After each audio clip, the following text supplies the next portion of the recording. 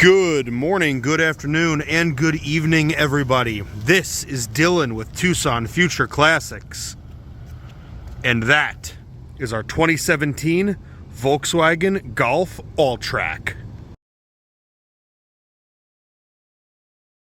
The Volkswagen Golf Alltrack is what happens when Volkswagen decides they want to make a Subaru Outback competitor.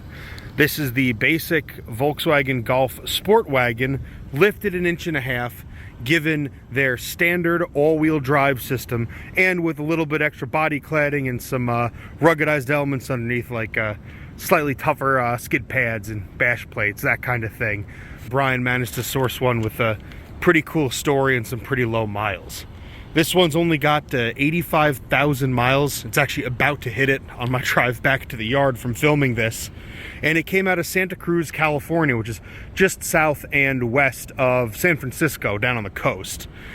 These things have got a 1.8 liter turbo 4-cylinder, making 170 horsepower, 200 pound-feet of torque, and it's got Volkswagen's pretty stout 6-speed dual clutch automatic transmission. EPA says about 22 city, 33 highway. Pretty well loaded with features and tech. It's got like parking assist, which will help you parallel park where you run the brakes and the throttle and it steers, which is pretty neat. Big panoramic sunroof on this one. It's got a full Fender audio system in it with a subwoofer that's built into the spare tire. It's good on the highway, good out in the dirt, and compact enough to do everything you need, even here in the city, without stepping up to a full-size big SUV. Up here under the hood is going to look very familiar to any of you that have recent modern Volkswagen Audi Group vehicle experience. This is the same 1.8 liter direct injected variable geometry turbocharged 4-cylinder that you'll see in most of Volkswagen's modern cars, a lot of the Audis, and even some of the small SUVs like the Tiguan or the Q3. These are very, very good motors, great efficiency and power for their packaging, but with one notable issue. This being a variable geometry turbo, it has a controller in there that changes the vanes of the turbocharger to make it more efficient at varying speeds and loads, and that control unit often seizes.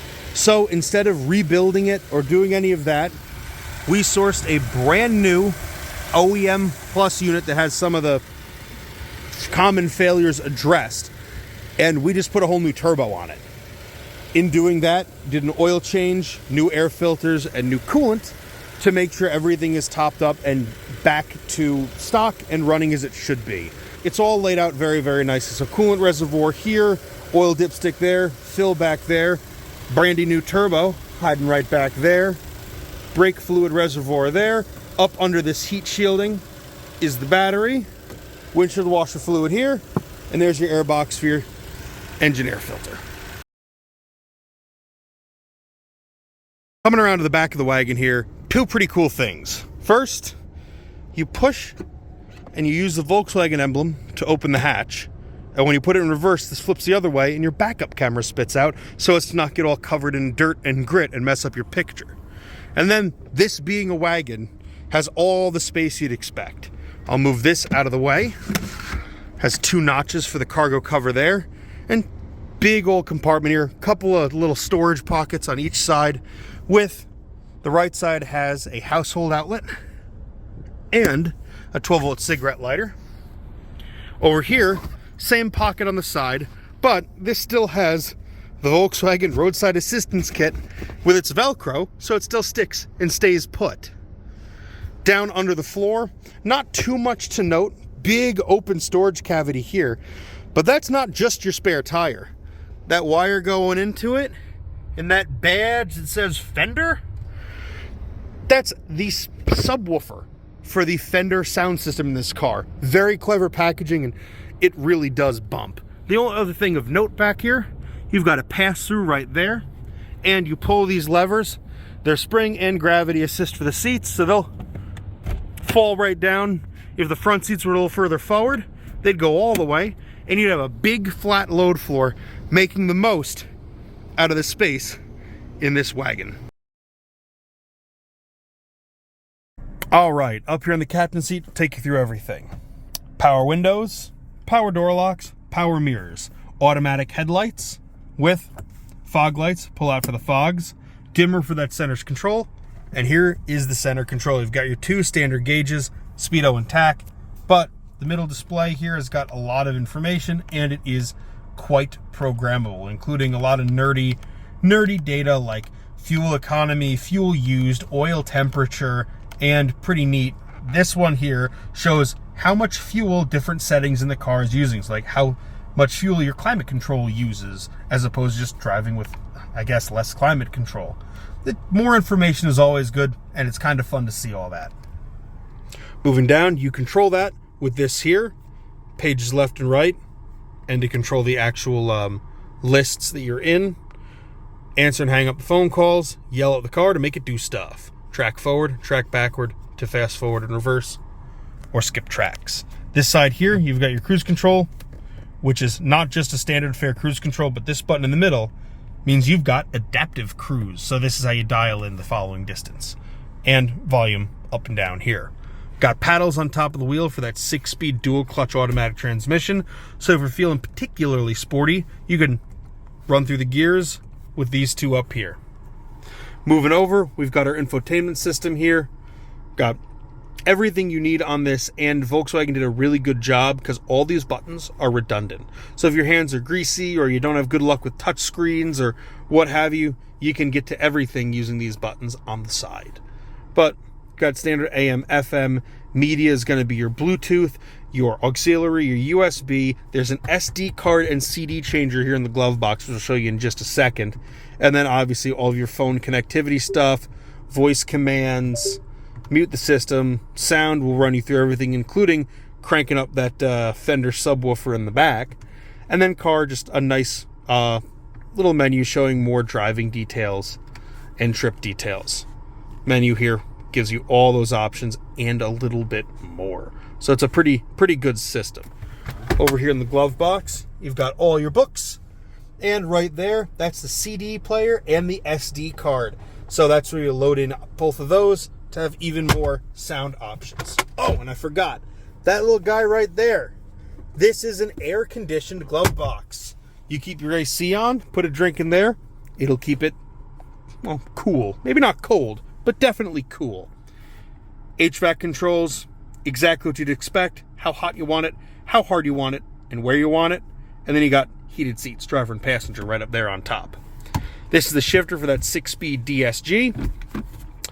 If you knock it down a second time, it goes into sport. If you slam it over to the right, now you can manually shift gears here as well as with the paddles. In front of that, you've got the auxiliary and the USB line ins, and a pretty good storage cubby for keeping phones out of the sun and from overheating. Your engine start switch is here. This is for your drive modes, which gives you normal, sport, custom, and off-road, and you see it changes in both screens. Traction control on and off, and your parking assist. This is pretty cool. I can't show it to you now because I'm in a parking garage. There's nowhere to parallel park. But you've got Park Pilot, which is this, which lights up all the sensors and makes them more sensitive. And this is Park Pro, which will, if certain criteria are met, actually parallel park the vehicle for you. It steers, you just run the gas and the brake. Pretty cool system. Big door pockets on all 4 doors, perforated VTEX leather seats, and down here in the middle, you've got a cigarette lighter outlet here. Move this back and up. Your dual cup holders, another good storage cubby, another cigarette lighter, charge port, and then this moves in and out as well as ratcheting up higher to dial in your ideal position. So the only other thing of note up here, you've got all your controls for your interior lights, and then these are for that big panoramic sunroof. This is the sunroof itself. This is the shade. So I'll command the shade back, help if I head back instead of forward. It'll walk itself all the way back, and then you pop this one back, and then the little wind guard goes up, and off that panoramic sunroof goes to being all the way back. And if you double tap it, it'll slide it fully backwards. But that's pretty much all for up here. I'll hop in the back seat quick and then we'll go for a spin. Here in the back seat passengers get their own vents that they can turn on and off.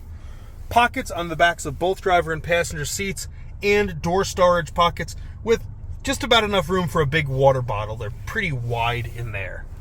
You'll see here child seat anchors, and this is on both driver and passenger sides. And the middle comes down for your armrest with 2 cup holders and a 3rd secret Red Bull cup holder. How very German. Only other thing of note back here, and I'll spin this around. I'll do 2 things. One, this is just how far back this panoramic roof goes. It goes behind the back seats. It's pretty darn big. A lot of light, a lot of open space in here. But also, I'm 6'1", 260 pounds, and this is where I sit as a driver. My knees just touch the back of the seat, but it's a pretty comfortable place to be. The seats aren't too cramped or too low, and they have a decent bit of squish for them.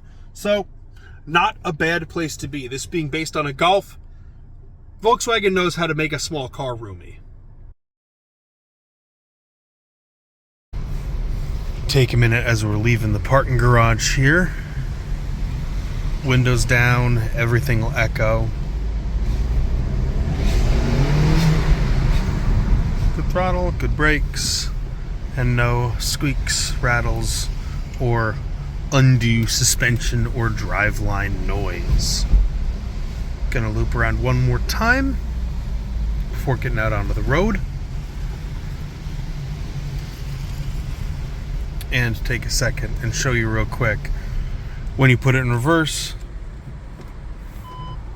backup camera comes to life, and it does have the predictive where it'll beep at you and show you what your sensors are doing as you go. No predictive lines on this one, but believe me, those sensors will show you your path, forward in this case or backwards, with where all the little Doppler radar sensors and sonars are picking up objects. We'll shoot a quick 0 to 40 to 0 here, since I got the frontage road basically to myself. This way, you know, can't really hide any suspension problems and a wide open acceleration to full ABS panic braking. So let's go. 3, 2, 1. 30, 40.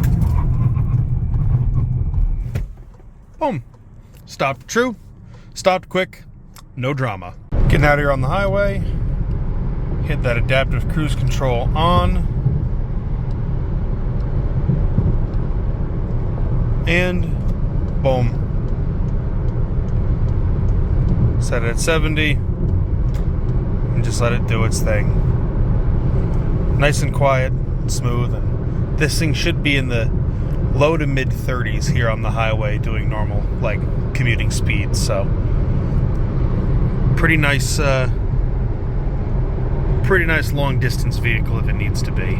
And this being adaptive cruise control, it will detect the car in front and automatically change the following distance as I set it. So pretty clever system. Before we get back to the yard, show you all this on some properly broken up little residential and municipal roads.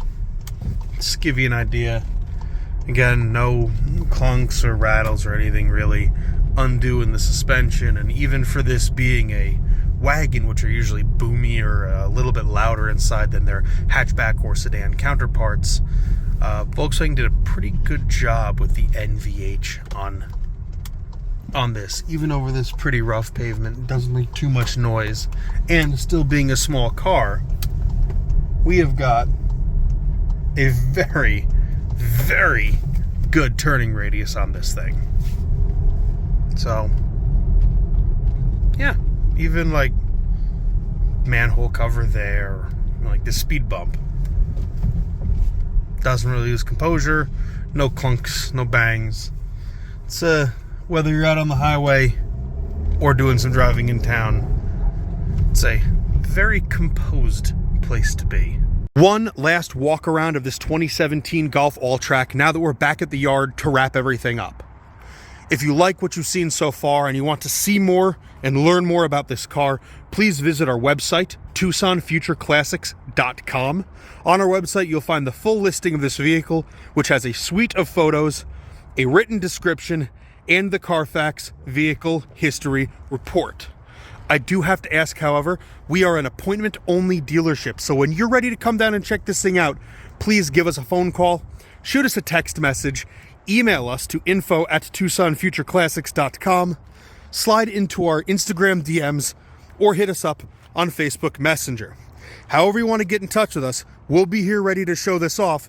Just give us a little bit of heads up, please. It lets us better prepare the cars for you guys. Hopefully, though, I've been able to give you all you could ever want or need to know about this Golf to make an informed decision on it. And if I have done that, well, I've been Dylan. We'll see you soon.